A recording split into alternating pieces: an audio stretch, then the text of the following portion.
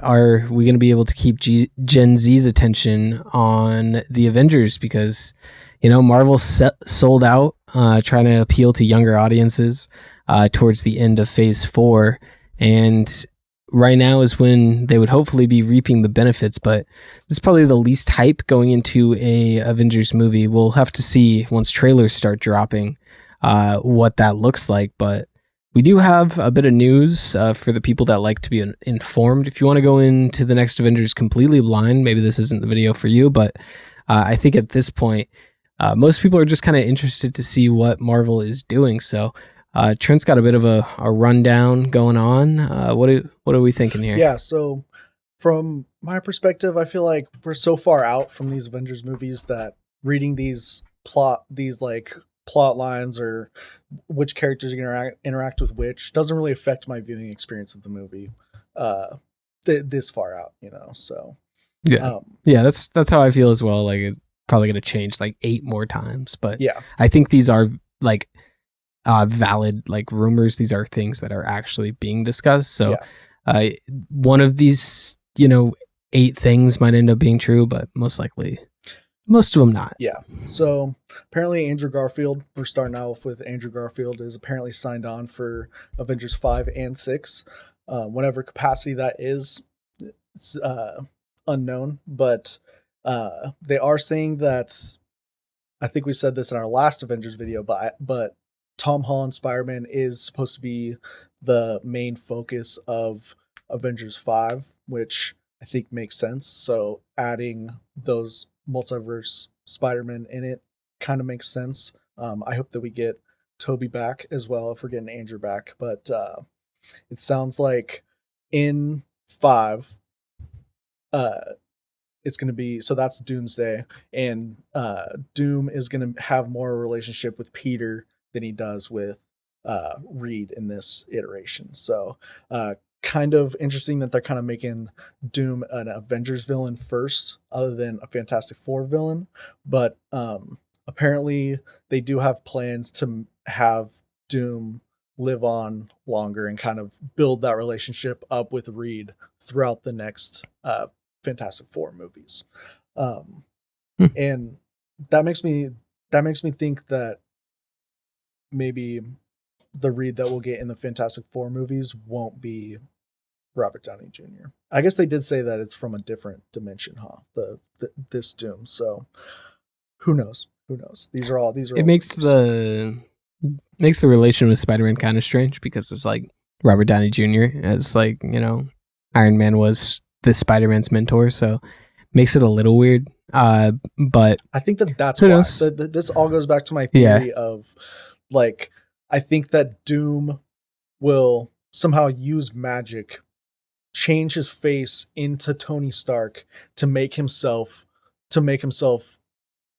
like almost like a Jesus has risen moment.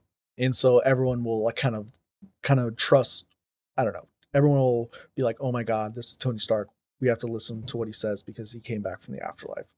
And so that's obviously gonna fuck up Peter. And so Peter's gonna have this internal struggle of like, that's not actually like Tony Stark or whatever.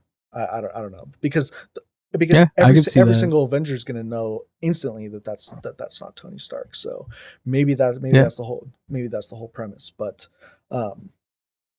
apparently Wanda is coming back, so Scarlet Witch is coming back with Carol. They're not coming back together, but they'll both have big parts in both Avengers movies, as well as Deadpool and Wolverine. So Deadpool and Wolverine apparently have a small part in Doomsday, but will have a bigger role in Secret Wars. So that's interesting. And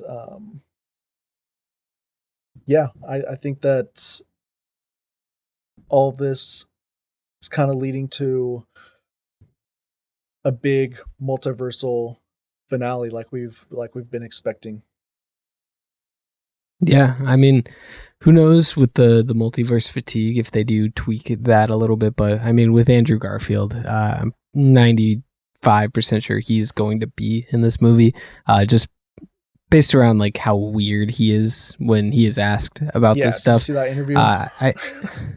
I don't think he realizes being all dodgy doesn't like deflate the rumors, but maybe that's kind of the point.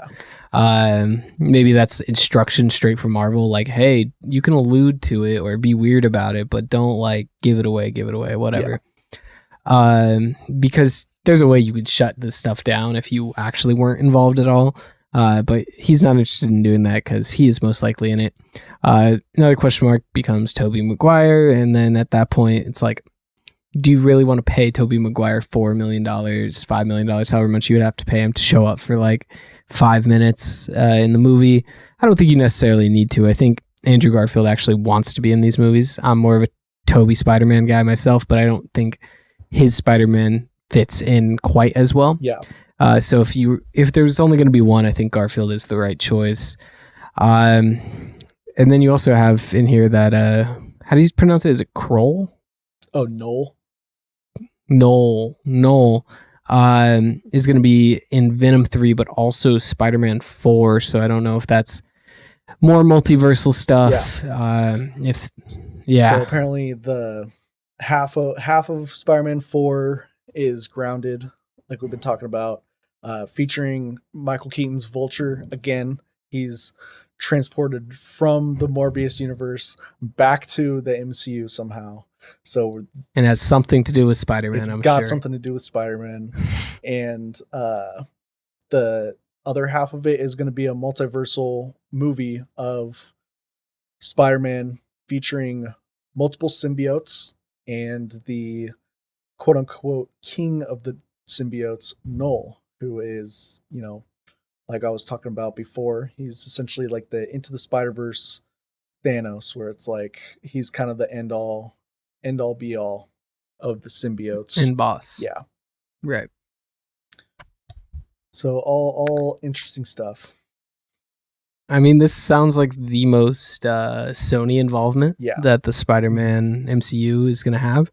I wonder why they've, maybe it was part of the deal that obviously was done to keep him on for 4, 5, and 6 movies. Was getting Sony more involved, getting Sony's characters more involved.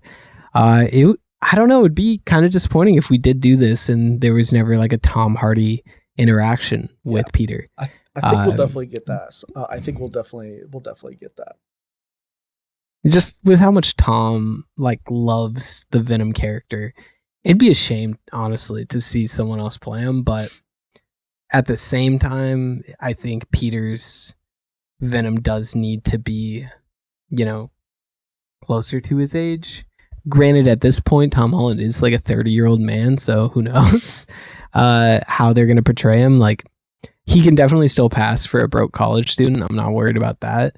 But as we get further in, like when he's going to be probably in his 40s by the time Spider-Man 6 comes out, just at the pace of this stuff. I'm really interested in how they're going to deal with that. That's the other thing is they said that they're casting another female lead for Spider-Man 4, which either makes me think we're getting Black Cat, we're getting Gwen, or we're getting Silk. One of those three. But I know Sony's been trying to use Black Cat for forever. I mean, they've been trying to get that Black Cat movie made for since the beginning of time. So, I think that's a strong possibility that we're going to get Black Cat in the next one with a college age Peter, and who knows what that works. We'll go from there, because I feel like each Spider-Man movie has kind of left off with a big question mark, I mean, there's also the question marks around, like, Gwen Stacy is a big part of his character. And, Ghost Spider or Spider-Gwen is a very popular character as well. There's a lot of multiversal stuff going on. We've never gotten a live action Spider-Gwen. I'm interested to see if that takes a turn. I could definitely see them doing like a Gwen Stacy storyline, and then bleeding that into a Ghost Spider movie. But with how popular that character is, I really couldn't see a world where we're like 20 years down the line that we don't have like a live action Spider-Gwen still. Yeah, it's facts. I mean, I think it's an inevitability.